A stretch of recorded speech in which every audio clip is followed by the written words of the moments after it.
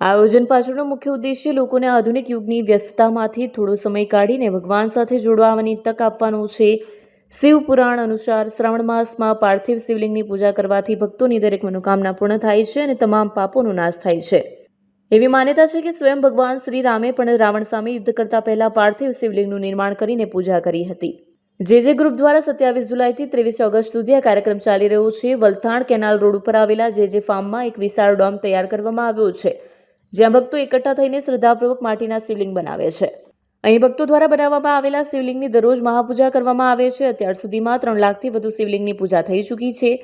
પૂજા બાદ આ તમામ શિવલિંગનું વાસ્તે ગાસ્તે તાપી નદીમાં વિસર્જન કરવામાં આવે છે, જે પર્યાવરણની દ્રષ્ટિએ પણ શ્રેષ્ઠ માનવામાં આવે છે। આયોજનથી ભક્તોમાં અનેકો ભક્તિમય માહોલ સર્જાયો છે। આ કાર્યક્રમમાં ભક્તોને એક વધારાનો લાભ પણ મળે છે। ડોમમાં પ્રવેશતા પહેલા જ 12 જ્યોતિર્લિંગના દર્શનની ખાસ વ્યવસ્થા કરવામાં આવી છે। આનાથી શિવભક્તોને એક જ સ્થળે તમામ પવિત્ર જ્યોતિર્લિંગના દર્શનનો લાભ મળે છે। ખાસ કરીને સોમવારના દિવસે મોટી સંખ્યામાં ભક્તો આ મહાપૂજા અને દર્શનનો લાભ લેવા ઉમટી પડે છે। આ અનોખા આયોજન દ્વારા સુરતના શિવભક્તો શ્રાવણ મહિનાના મહત્વને સાર્થક કરી રહ્યા છે। વિપુલ તળાવિયા, પીપી સવાણી ગ્રુપ, સુરત।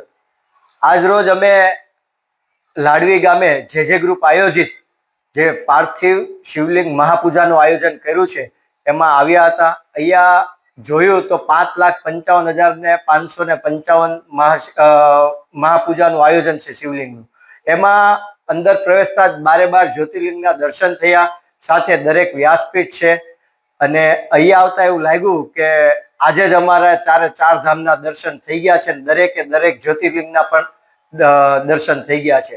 12 જ્યોતિર્લિંગ જો એક જગ્યાએ હોય, શ્રાવણ માસમાં એક જ જગ્યાએ કોઈને પૂજા પાઠ કરવા મળતું હોય તો આ એક અનોખું આયોજન છે, જે માટે અમે જે ગ્રુપના જયસુખભાઈ તળાવિયાનો હૃદયપૂર્વક આભાર માનીએ છીએ અને સર્વ જનતાને વિનંતી કરીએ છીએ, સમગ્ર ગુજરાત રાજ્યને, કે અહીંયા જેટલો પણ લાહવો લઈ શકાય। આજે 28/7/2025 થી આયોજન શરૂ થયું, 23/8 સુધી આ આયોજન સતત ચાલુ છે।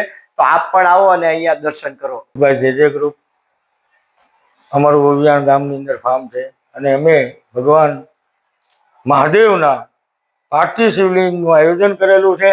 અમે 5,55,555 શિવલિંગ બનાવવાના છે, આવું આયોજન હતું। પણ અમને એવું લાગે છે કે અમારા ટાર્ગેટ કરતાં પણ અમે વધારે શિવલિંગ બનાવશું અને હજારો ભાવિક ભક્તો આવે છે, પોતાની મનોકામનાઓ પૂરી થાય છે, પ્રસાદ લે છે। અને અમને એવો વિચાર આવ્યો આખા ગ્રુપને કે ભાઈ ભગવાન રામચંદ્રજી જ્યારે માતા સીતાની શોધમાં હતા અને જ્યારે રાવણ સામે યુદ્ધ કરવાનું થયું ત્યારે ભગવાન રામચંદ્રજીએ ચેતબંધુ રામેશ્વરની સ્થાપના પાર્થિવ શિવલિંગ બનાવી અને કરી હતી। અને ભગવાન અને બધા જે ભગવાનના સાથે હનુમાનજી મહારાજ હતા, સુગ્રીવ હતા, વાલી હતા, બધાની મનોકામના પાર્થિવ શિવલિંગથી સંપૂર્ણ થઈ છે। એટલા માટે અમને બી એવું થયું કે અમે પાર્થિવ શિવલિંગનું આયોજન કરીએ અને આખા ગ્રુપે મળી અને જે ગ્રુપે અમારે પાર્થિવ શિવલિંગનું આયોજન કર્યું છે।